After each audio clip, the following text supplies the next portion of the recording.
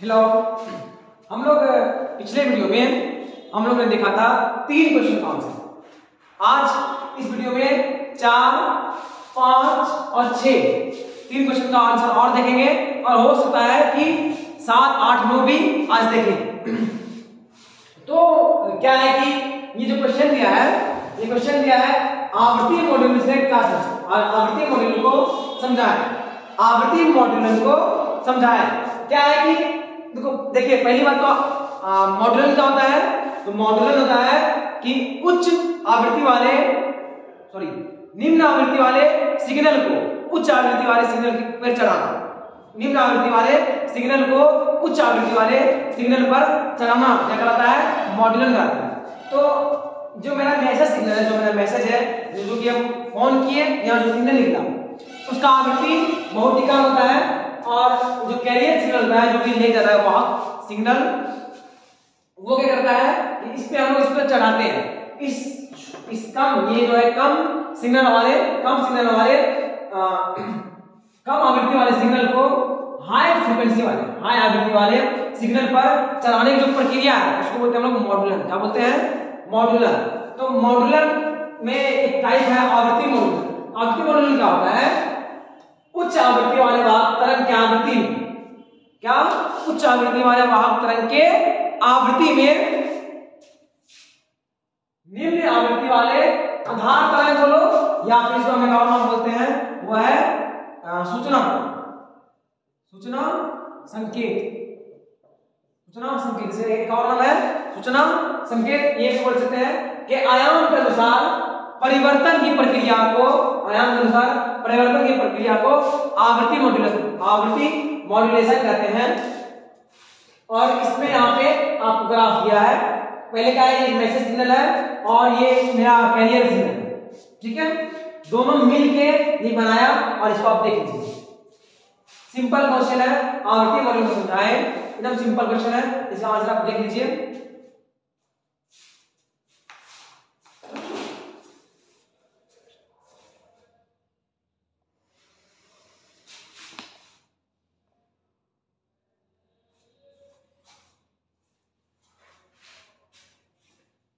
अब हम लोग देखेंगे 5 नंबर के क्वेश्चन को। पास्टन श्रेणी से आप क्या समझते हैं? क्या लिखेंगे, पास्टन श्रेणी से आप क्या समझते हैं? तो क्या है, वह श्रेणी याद है ना, बाल्मर, पास्टन, कफून, ये सब जो होता था। तो पास्टन क्या होता है कि इस तरह से देखिए, यहां बनाते हैं क्या होता है कि ऊपर बहुत जितना बना सकते हैं हम, ऊपर से आता है और कहां रुकता है, तीसरा वाला कक्षा रुकता है, तीसरा वाला कक्षा रुकता है। तो क्या बोलते हैं, वह श्रेणी जिसमें इलेक्ट्रॉन उच्च कक्षा से नहीं, चौथा, 5वां, 6ठा, 7वां, 8वां, 9वां, जहां तक आप सोच सकते हैं उच्च कक्षा से कहां जाए, निम्न कक्षा। और निम्न कक्षा कितना है, तीसरा कक्षा में। कहां पे आए, तीसरा कक्षा में आए। तो इस प्रकार से बदल श्रेणी बनता है, कहां से, हाई से थर्ड में, हाई से थर्ड में है। तो इस प्रकार श्रेणी बनता है, उसको हम लोग बोलते हैं पास्टन। क्या बोलते हैं, पास्टन। अब यहां देखिए क्वेश्चन नंबर 6, अर्धचालक क्या है? क्या है, अर्धचालक क्या है? तो क्या है, ऐसा पदार्थ जिसके पास कम तापमान पर, क्या हो, कम तापमान पर मुक्त इलेक्ट्रॉन नहीं पाए जाते हैं, मुक्त इलेक्ट्रॉन नहीं पाए जाते हैं, पर तापमान बढ़ाएंगे तो मुक्त इलेक्ट्रॉन की संख्या बढ़ती है। तो ऐसे पदार्थ को क्या बोलते हैं, अर्धचालक। ऐसे समझिए, अर्धचालक क्या होता है कि पहले तापमान बहुत कम, नॉर्मल तापमान, क्या है, कमरा के तापमान पर वो चालक नहीं है, कुछ चालक कर रहा है। लेकिन क्या किया, तापमान बढ़ाए और क्या हो गया, चालक बन गया। क्या बन गया, चालक बन गया। तो ऐसे पदार्थ को लोग बोलते हैं अर्धचालक। क्या बोलते हैं, अर्धचालक। और इसको अगर हम बैंड रूप में बनाएं तो क्या होगा, देखिए इसमें क्या होता है कि 2 तरह बनता है, चालक बैंड, एक संयोजक बैंड।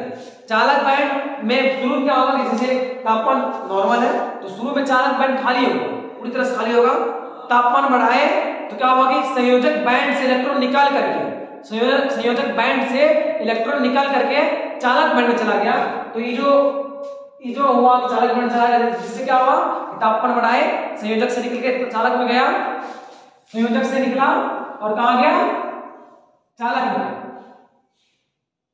ये क्या सीबी कंडक्टिंग मोमेंट और बीबी बैलेंस संयोजक से निकला और चालक में गया, तो इससे क्या हुआ कि ये पदार्थ कैसा बन गया, कुचालक से चालक। इस प्रकार के पदार्थ को क्या बोलते हैं, अर्धचालक। आप देख लीजिए,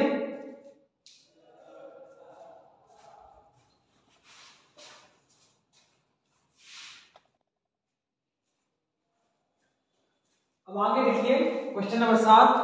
क्वेश्चन नंबर 7 बोलता है x ray, alpha ray, sorry alpha कण, बीटा कण और गामा रे का गुण को लिखना है। क्या बोलता है, क्वेश्चन नंबर 7 बोलता है एक्सरे, फिर अल्फा कण, बीटा कण और गामा किरण यानी गामा रे का गुण को लिखना है। तो पहला बोलता है गामा किरण, सबसे पहले लिख रहे हैं हम लोग एक्सरे का गुण। क्या लिख रहे हैं, एक्सरे का गुण। तो सबसे पहला बात ये जानिए, एक्सरे एकदम सीधा चलता है, एकदम सीधा, और इसका स्पीड क्या होता है 3 गुना 10 पे पावर 8 मीटर प्रति सेकंड। क्या होता है 3 गुना 10 पे पावर 8 मीटर प्रति सेकंड। प्रकाश के चाल कितना स्पीड चलता है, एक्सरे का स्पीड कितना होता है प्रकाश के चाल के इतना।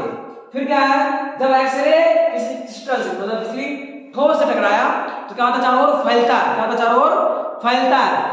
फिर क्या है, एक्सरे फोटोग्राफिक प्लेट को दृश्य प्रकाश की तुलना में ज्यादा प्रभावित करता है। मतलब ये जो फोटोग्राफिक प्लेट मतलब जिसपे हम लोग करवाते हैं एक्सरा करवाते हैं, उस प्लेट को बोलते हैं फोटोग्राफिक प्लेट। तो जो फोटोग्राफिक प्लेट है वो नॉर्मल जो प्रकाश है, जो नॉर्मल प्रकाश है उसकी तुलना में ज्यादा प्रभावित करता है, यानी उस पर धब्बा ज्यादा मात्रा में पड़ेगा। अगर एक नॉर्मल प्रकाश पड़े और एक्सरे पड़े तो एक्सरे क्या करेगा, ज्यादा प्रभावित करेगा। फिर क्या है, एक्सरे पर विद्युत क्षेत्र और चुंबकीय क्षेत्र का कोई प्रभाव नहीं पड़ता है। एक्सरे पर विद्युत क्षेत्र और चुंबकीय क्षेत्र का कोई प्रभाव नहीं पड़ता है। क्या है, क्योंकि इस पे कोई आवेश नहीं है, ये ना ही नेगेटिव होता है ना ही पॉजिटिव होता है, ये एक उदासीन रे है, उदासीन किरण है। इसलिए विद्युत क्षेत्र और चुंबकीय क्षेत्र का कोई प्रभाव नहीं पड़ता है। फिर क्या है, यह कुछ खास जैसे मसल्स इसमें ये घुस जाता है आसानी से, बट हड्डी को पार नहीं कर पाता, इसलिए यह कुछ खास तरह के पदार्थ से आसानी से निकल जाता है, आसानी से निकल जाता है। और यह गैस अणु को आयनीकृत करता है। क्या करता है, यह गैसीय अणु को आयनीकृत करता है। इतना सारा गुण है, आपको कम से कम 2 या 3 गुण आएगा, तो आप इस 6 में से कोई भी लिख सकते हैं।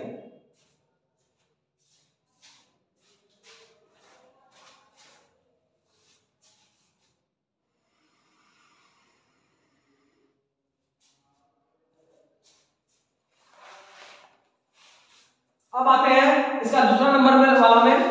दूसरा नंबर क्या है, अल्फा कण का गुण। क्या है, अल्फा कण का गुण। तो अल्फा कण विद्युत क्षेत्र और चुंबकीय क्षेत्र में विक्षेपित है, क्योंकि उसमें एक आवेश है, वो आवेश है धन आवेश। तो अल्फा कण कैसा है, धन आवेश है, इसलिए इसको विद्युत क्षेत्र में रखिए चाहे चुंबकीय क्षेत्र में रखिए, ये क्या होगा, विक्षेपित होगा, यानी ये मूव करेगा। तो क्या है कि अल्फा कण विद्युत क्षेत्र और चुंबकीय क्षेत्र में विक्षेपित है, और अल्फा कण का कैसा आवेश है, धन आवेश है। कैसा आवेश है, धन आवेश है। फिर क्या है कि अल्फा कण बीटा से भारी होता है। अल्फा क्या होता है, ज्यादा भारी होता है, बीटा से ज्यादा भारी होता है। फिर अल्फा का जो वेग है ना, वो प्रकाश के वेग से 1/10 गुना कम होता है। अल्फा का वेग प्रकाश के वेग से 1/10 गुना कम होता है, यानी प्रकाश चलता है 3 लाख से, चलेगा 30,000 से। समझिएगा कि प्रकाश चलता है 3 लाख से, कितना चलेगा, लगभग 30,000 के आसपास। फिर क्या है, अल्फा का आयनीकरण क्षमता क्या है, बीटा की तुलना में 100 गुना ज्यादा है, यानी ये ज्यादा मात्रा में आयनीकृत करेगा, और गामा की तुलना में 10,000 गुना ज्यादा। क्या है कि अल्फा का आयनीकरण क्षमता बीटा की तुलना में 100 गुना और गामा से 10,000 गुना ज्यादा है। बीटा से 100 गुना और गामा से 10,000 गुना ज्यादा है। फिर क्या होता है, बेलन बना, मतलब एक दीवार है और अल्फा कण भेजेंगे, तो अल्फा कण भेजेंगे तो बीटा से अल्फा दीवार को तोड़ के ज्यादा दूर नहीं जा पाता है, यानी अल्फा कण का वेधन क्षमता कम होता है। सबसे कम किसका होता है, अल्फा कण होता है, फिर बीटा का, फिर गामा का। तो अल्फा कण का वेधन क्षमता सबसे कम और आयनीकरण क्षमता सबसे ज्यादा। कितना कम होता है, 1/100 टाइम्स बीटा से, और 1/10,000 1/10,000 टाइम्स गामा से, 1/10,000 टाइम गामा से कम होता है। फिर क्या है, ये कैसा होता है, हीलियम के जैसा। अल्फा कण कैसा होता है, हीलियम के नाभिक के जैसा, हीलियम के नाभिक के जैसा होता है अल्फा कण। फिर से देख लीजिए, अल्फा कण पे धन आवेश होता है, बार-बार याद रखिएगा, अल्फा कण पे धन आवेश होता है और अल्फा कण हीलियम के नाभिक के जैसा होता है। ये दोनों पॉइंट अच्छा याद रखिएगा।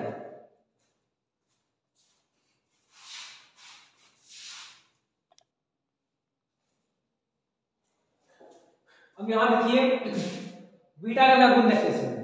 इसमें क्या है कि बीटा कण विद्युत क्षेत्र और चुंबकीय क्षेत्र में विक्षेपित होता है। क्या होता है, विद्युत क्षेत्र और चुंबकीय क्षेत्र में विक्षेपित होता है, क्योंकि इस पर नेगेटिव आवेश है। अल्फा क्या था, पॉजिटिव, इस पे क्या है, नेगेटिव। याद रखिएगा, अल्फा होता है पॉजिटिव, बीटा होता है नेगेटिव। अल्फा पे पॉजिटिव, बीटा पर नेगेटिव। दोनों आवेश के कारण क्या होता है कि विद्युत क्षेत्र और चुंबकीय क्षेत्र दोनों में क्या करता है, विक्षेपण करता है। उसके बाद बीटा कण अल्फा की तुलना में हल्का होता है। अल्फा भारी होता है, बीटा हल्का होता है। अल्फा भारी, बीटा हल्का। फिर है बीटा कण का वेग प्रकाश के वेग से 1% से लेकर 99% तक है। कहां तक, 1% से लेकर के 99% तक होता है। फिर बीटा कण का आयनीकरण क्षमता अल्फा से 1/100 गुना कम हुआ, अल्फा से 1/100 गुना कम हुआ, लेकिन गामा से 100 गुना ज्यादा हुआ। याद रखिएगा, ये आसान है, तुलना करके एक का याद रखिए, सबसे तुलना कर लीजिए। बीटा का आयनीकरण क्षमता अल्फा से 1/100 गुना कम है और गामा से 100 गुना अधिक है, 100 गुना अधिक है। फिर अल्फा बीटा कण का भेदन क्षमता, तोड़ने का क्षमता अल्फा से ज्यादा है, गामा से कम है। अल्फा से ज्यादा है, गामा से कम है, अल्फा से 100 गुना ज्यादा है, 100 गुना ज्यादा है, लेकिन गामा से 1/100 गुना कम है, 1/100 गुना कम है। बीटा कण पर जो आवेश होता है, चार्ज ऑफ बीटा कण होता है -1.6 गुना 10⁻⁻19 कूलम। ये इलेक्ट्रॉन के आवेश के बराबर होता है। किसके बराबर होता है, इलेक्ट्रॉन के आवेश के बराबर। इतना सा है, देखिए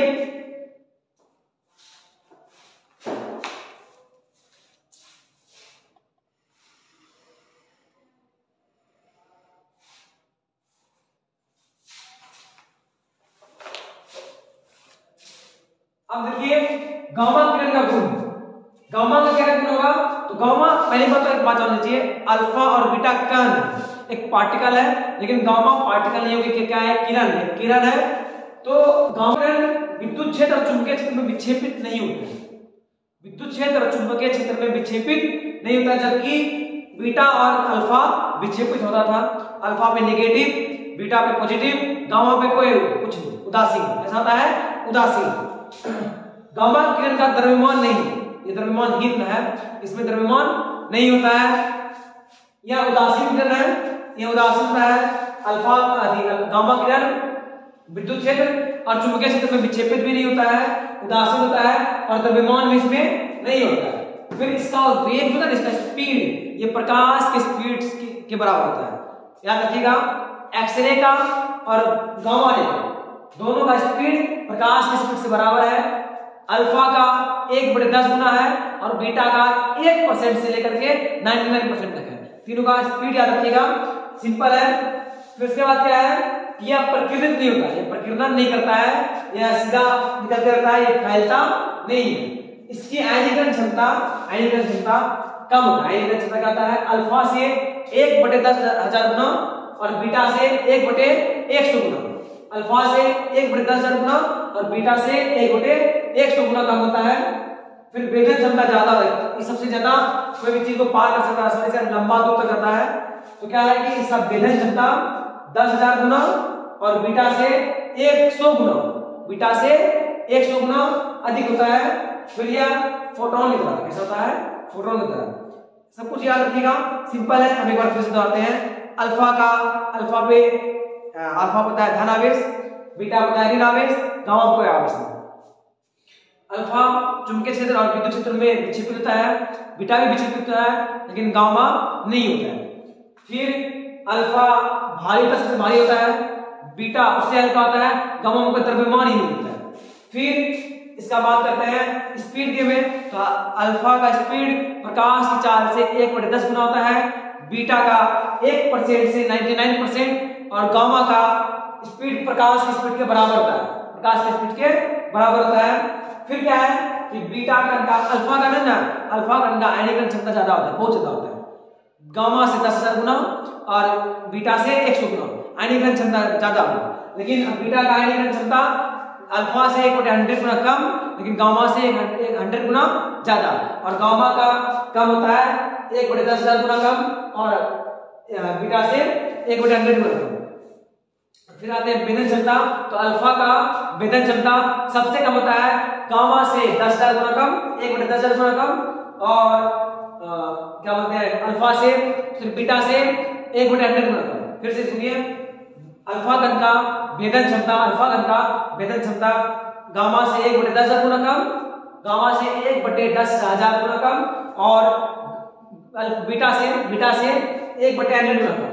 बीटा कण का भेदन क्षमता गामा से अल्फा से 100 गुना ज्यादा होता है, 100 गुना ज्यादा, और गामा से 1/100 गुना कम। फिर है इसका भेदन क्षमता अल्फा से 10,000 गुना ज्यादा है और बीटा से 100 गुना ज्यादा है। फिर लास्ट है चार्ज, तो इसमें चार्ज है इलेक्ट्रॉन के बराबर, ये फोटोन में है। इतना बात याद रखिए, काम खत्म।